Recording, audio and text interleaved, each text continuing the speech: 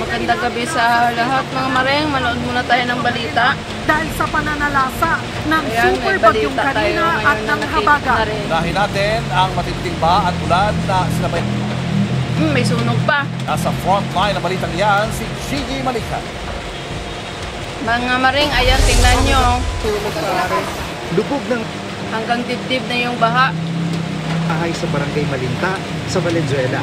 Ang mga residente na Mabilis ang pag-akyat ng tubig. wala namang magawa ang mga taga-roon Kuya, oh. kundi panoorin itong matupok May sunog pa. alas 3 ng hapon nang ideklara itong fire out. Ay, grabe yung bahay. Tingnan nyo, guys. Naman ang asul na bahay na ito malapit sa Tulyahan River. Pero isang pusa ang biglang Tingnan nyo. umakyat sa inanod na bahay. Umakyat pa ito ng bukid. Nasira na yung bahay niya. Dahil na inabot na ng tubig. Barangay Malanday, napansin ng mga residente ang isang ahas na May ahas lumulutang pa. sa gitna ng baha. Ahas, oh. Laki, oh. Lord, patulong na. Ayun, nagpaparescue si ate. Nananawagan na ng tulong ang mga residente ng Barangay siya. Limunan. Nananawagan siya na i-rescue na sila kasi mataas na yung baha sa bahay nila. Lalo't pabugso-bugso ang buhos ng ulan. Taas nila ng bahay nila pero inabot pa hanggang rin. leeg ang tubig kaya mga residente umakyat sa ikalawang palapag ng kanilang mga Grabe, bahay. oh. Ang ibang bubong residente inabot sa na. bubong naghihintay ng rescue. Ang ilan sa kanila tulong-tulong sa paghila ng lubid para masagip ang mga residenteng natrap sa kanilang mga bahay. Hanggang bubong Lagpas na tao yung naman ang tubig. baha sa Barangay Maysan. Grabe, Ang oh. tubig halos umabot na sa may bubong ng bahay naaanod na ito. pa. Nagmukha tuloy ilog ang Oh, subdibisyon parang ilog na. sa Barangay Marut. Oh, ayan, oh. Ano na sila sa compatible boat ba yan? Grabe! At abot dibdib na baha. Guys, manood tayo balita. Saan ba kayo ngayon? Mag-ingat kayo dyan sa mga taga Valenzuela, mga taga Quezon City. Oy, grabe, sa Malabon din. O, ayan, sinisira na ng tubig yung ano, yero. Isinakay naman sa truck ang ilang stranded. Nagsimula kaninang hapon ang rescue operation ng Valenzuela City BRRMO sa iba't ibang bahagi ng lungsod. Nakadeploy na rin Tapos, ang inflatable tingnan mo. boats. Pati ang Philippine Red Cross tumulong na rin sa mga nagpapasaklolo. Samantala, Oh, mayroon na silang mga ano, relief goods. Medyo masama ho itong bagyong atin pong nararamdaman at parang mundo Grabe, ito. no, sa sa Valenzuela. uling tala ng Valenzuela LGU, may higit 10,000 Uy, katao na raw ang 10,000 inilikas na dahil yung sa mga baha. nakalikas. Ito po yung daan patungong Ito naman sa Araneta Cubao. Avenue, Banawe. Si Emil Sumangil, yung nagbabalita. Kanagtara, ulo ng hapon. Tingnan nyo, guys. Sitwasyon ngayon, Bilis ang pag-akyat ng tubig, hindi na ho oh. mararaanan pa ng anumang klase ng vehicle. Dahil sa walang tigil na pag-uulan, nakababahala na ang pagtaas ng ilog sa bahaging ito ng Barangay Rojas District sa Quezon City. Ay, naku. Ipapakita ko lamang po sa inyo mga kapuso Nakakatakot. na halos pumantay Ang na po dami pa mga basura. yung Oh. umaagos na ilog. Oh, ayan, Dito oh, ho, tingnan sa nyo. tulay kung Yung saan mga ako bahay nila, nakatindig second ngayon. floor na, inabot na. Yung ating mga kababayan, nasa aking paanan, nagbabaka sakali ho silang makakuha ng mga ganyan, plastic, oh. kaya no.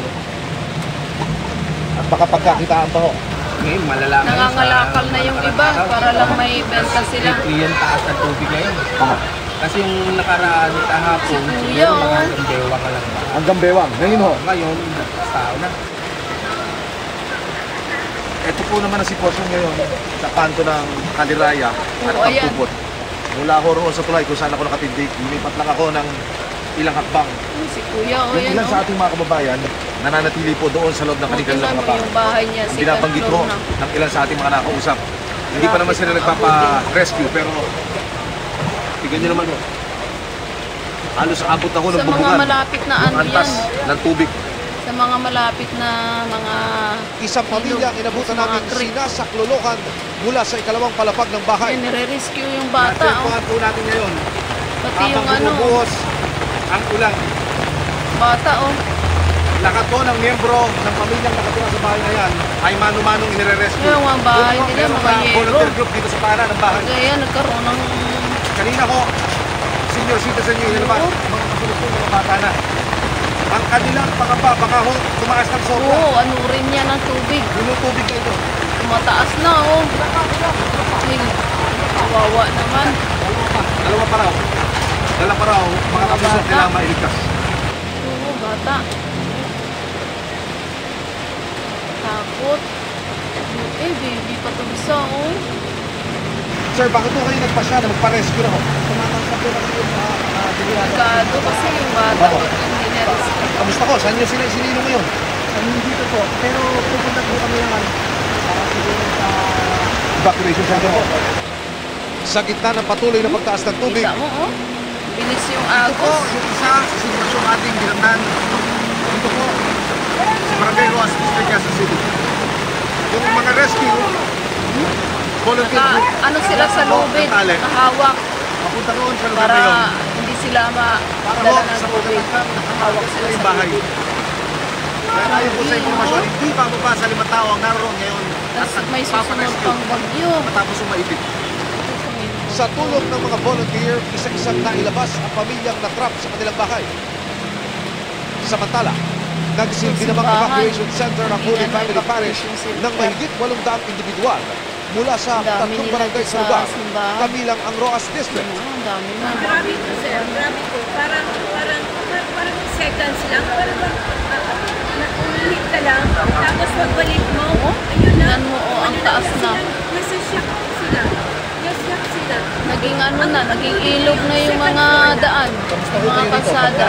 Oh, wala pong problema dito sa aming center. Ito lang, katabi namin. Isang tumbling lang center na namin. Nandito sila kanina. The doctors, nurses. Yung mga and bata, dapat pharmacists. unahin mo na yan, oh. Bigyan sila ng mga vitamins, mga gatas. Ayan guys, yun lang ang ating mga maipakitang balita sa nangyayari ngayon. Sitwasyon dito sa Pilipinas. Ayan, mag-ingat po tayong lahat. Stay safe. At kung wala namang mga importanteng lakad sa bahay na lang. Ayan, mag-ingat and God bless everyone. Bye-bye. Thank you so much for watching.